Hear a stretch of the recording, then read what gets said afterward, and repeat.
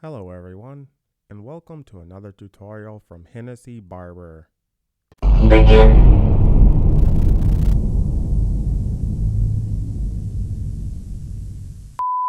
In today's video, we will be doing a classic drop fade comb over. Natural part on the side with the emphasis on retaining length in the back. By looking at the diagram on the screen, you will notice that the back of my client's head is shaped like SpongeBob SquarePants. First step, I will create my initial bald guideline using my Endless Slimline Pro LIs.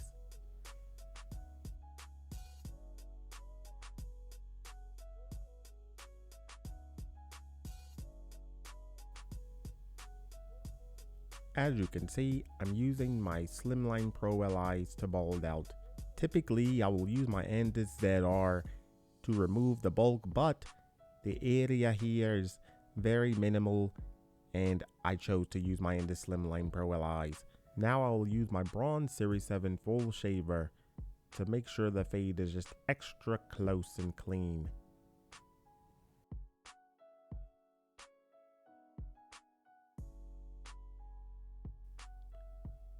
With my Endless Slimline Pro LI, I will use it now to buff out any line that was left with the foils.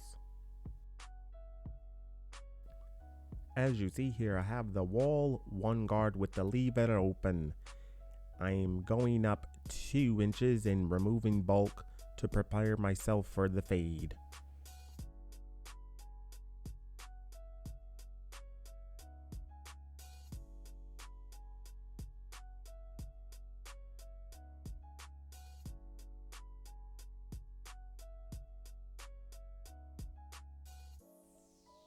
Now I am ready to open the lever and go up 1 inch and create another guideline.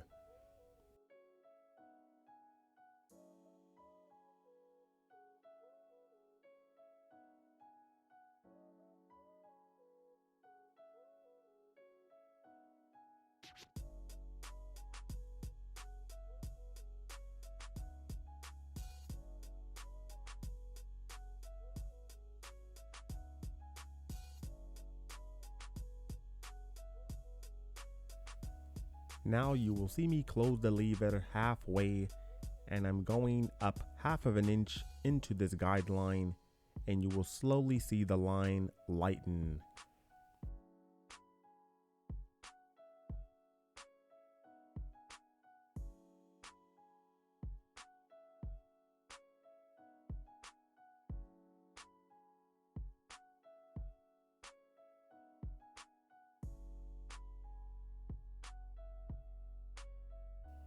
As you can see, that line is lightened quite a bit, and now it is time to close the lever totally, and I will remove the line now.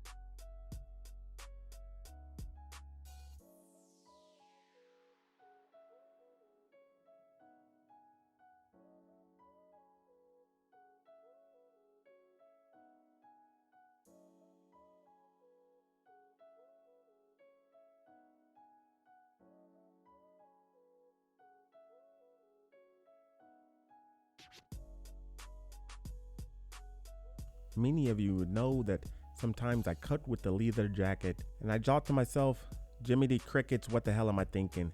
It's too hot to be cutting with the leather jacket, and I'm not the Michael Jackson of barbering. Now back to the tutorial. As you see here, I have the wall one guard with the lever open, and I'm retracing that initial guideline that I used to remove bulk. The reason for this was I want to make sure that the symmetry and the balance of the fade matches his overall head shape.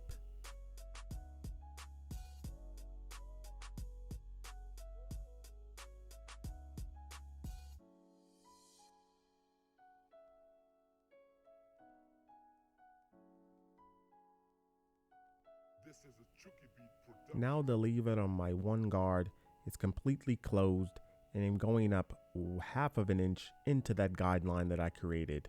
Same as before, you shall see that line lighten. This is a Chucky Beat production.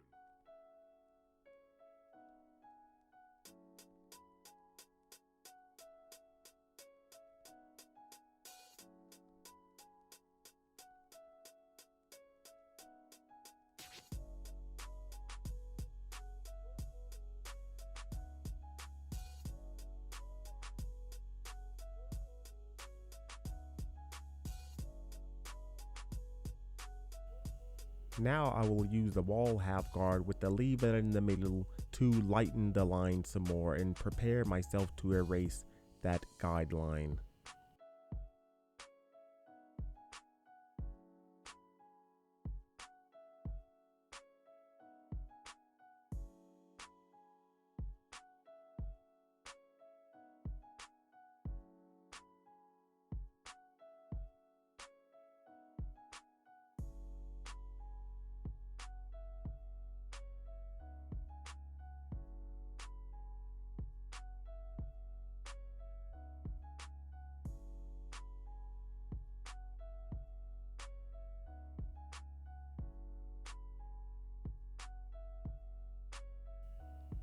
Now I will take my wall 1.5 and go straight up with the lever open.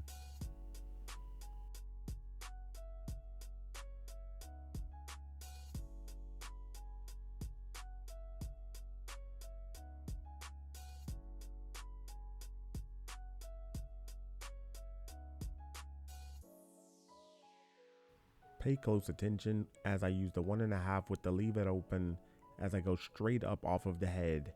I do not follow the head shape as I am paying close attention to the overall balance of the fade.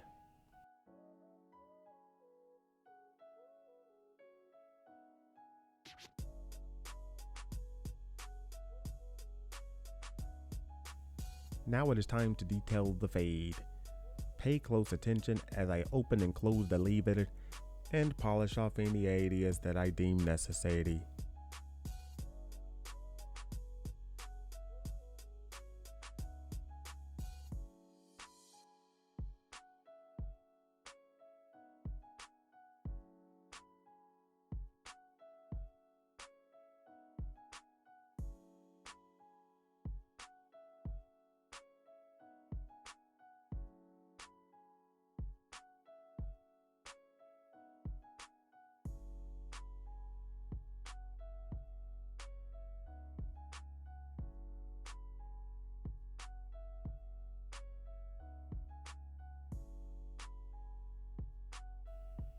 Now that all the detailing is done, it is time to connect the short hairs to the longer hairs on the side. As you see, I will saturate the hair to get an overall accurate picture of how the hair will lay once he styles his hair with product.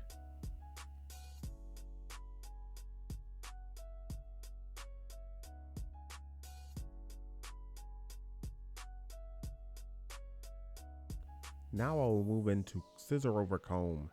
As you will see, my steel blade lays parallel with the spine of the comb.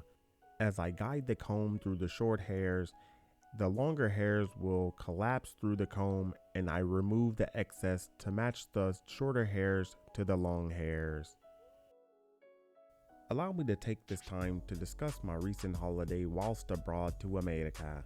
Had a really wonderful time, met some really cool barbers, and picked up tons of tricks. Did I forget to mention I actually learned some barbering too?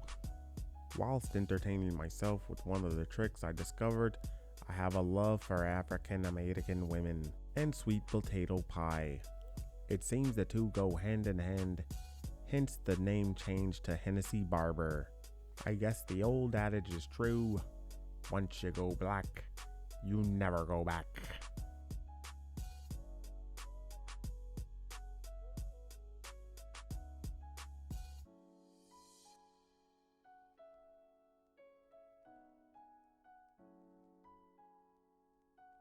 This is a Chucky Beat production.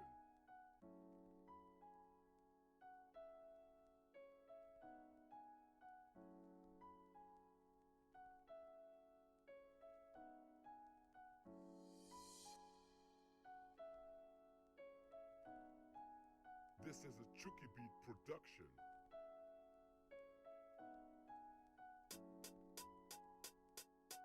At this point of the haircut, I'd like to point out that I had to change the overall shape and balance of the blend. I decided to leave this portion in the video as I found it might be helpful for barbers out there. The idea behind me changing the overall shape of the fade was because it did not match the balance of the haircut. Long story short, do not be afraid to reconstruct the blend as it pertains to the overall balance of the haircut and the fade where it ties in together.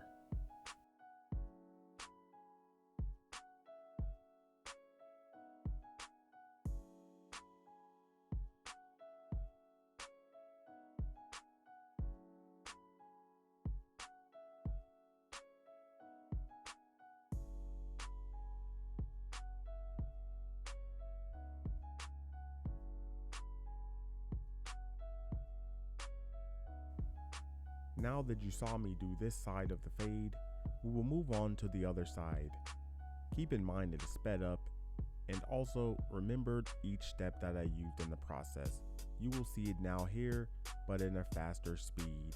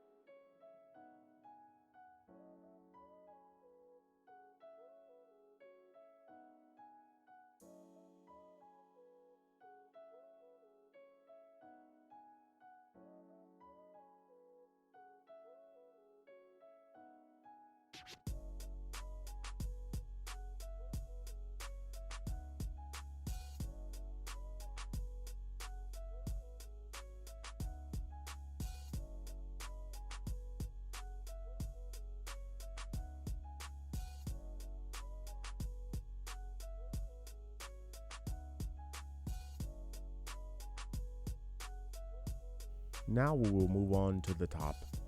As you notice, my client's hair is extremely thick, so we will have to navigate very carefully in removing some of the weight, as well as removing some of the length.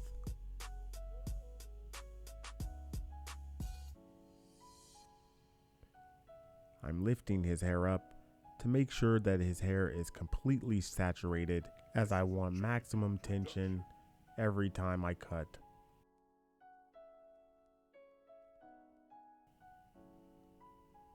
First, we will start by creating our first profile section in the middle. I will use my comb and create a parallel line forward and remove the excess over, which will leave me with the center profile. With this section, you want to make sure that it is nice and clean, as it will dictate the overall length and shape of your haircut. Now, if you look at the diagram here, this is what you will be left with: clean lines. Pay very close attention as I project the hair up 90 degrees and I cut the length to create the shape.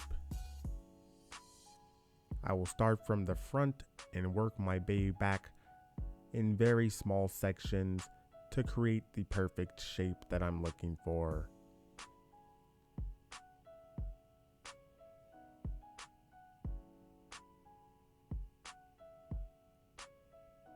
Shorter in the back, longer in the front, will leave you with a shape that looks something like this. Oh, does it remind me of that sweet potato pie? The shape of a piece of pie. Ah, look at this. Brings back such old fond memories. God bless America. Trump 2020. Now that the shape is created, I will grab the parallel section and match it to the center profile, as it will dictate the overall shape and how much hair that needs to be removed. As you see, as I over direct the hair backwards, projecting the hair up 90 degrees, I will remove the excess hair and match it to my center profile. By over directing the hair backwards, it will create the forward motion, which is the same shape I created with the center profile, shorter in the back and longer in the front. I will now move on to the parallel section on the right and do the exact same thing. Keep in mind, with the comb over, this side will be slightly longer than the opposite side.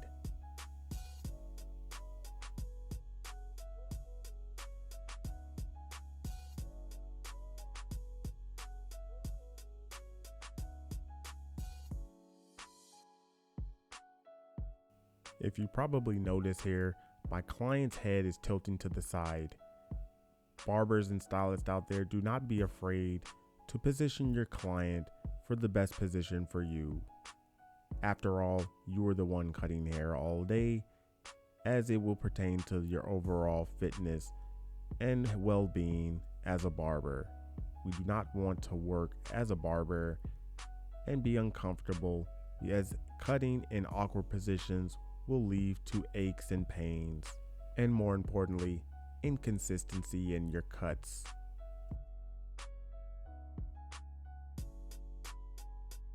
Now that the shape is created, it is time to cross-check the hair. So I'm projecting the hair up in the opposite direction in which I cut, and to check the overall shape and balance. And if there is anything that needs to be corrected, I will do so then. It is now time to connect the sides to the top. As you see, I'm projecting the hair out and I'm removing that excess to help the overall flow and balance of the haircut once the hair is styled.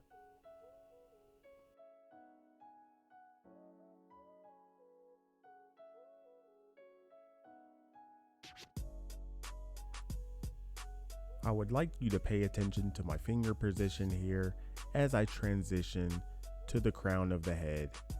As I transition to the crown, you will see that my fingers and the cutting angle is more parallel to help the shape of his head. The overall goal, like I said in the beginning, was to retain some length in the crown to alleviate the look that his head is flat in the back.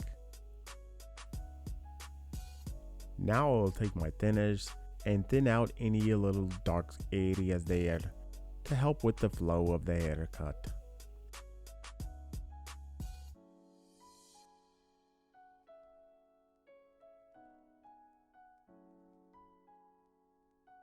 This This is a Chucky Beat production.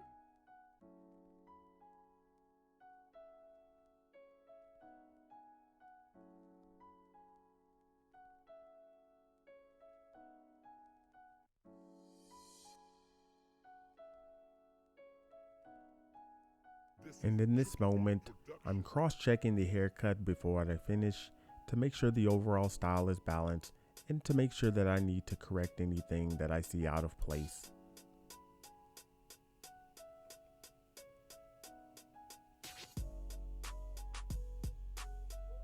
As I said earlier, my client's hair is pretty thick, so now it is time to remove some of the weight.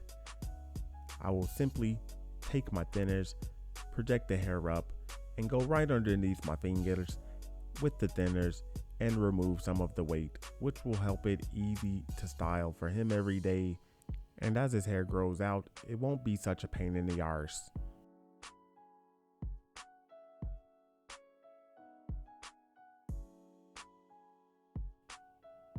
The product that I used to style was a pomade, as we're going with the classic look of a drop fade with the comb over.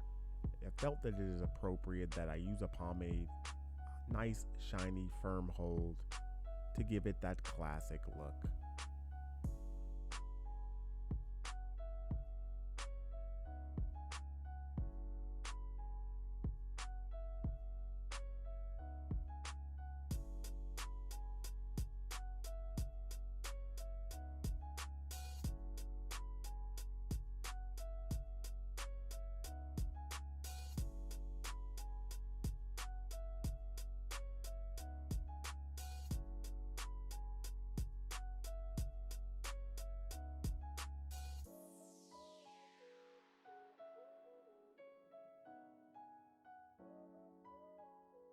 I hope you like this tutorial, and don't forget to leave a like, as it helps the channel, and it also helps me make more trips abroad to America for Lord knows what. But most importantly, share this video if you know anyone that might find it useful.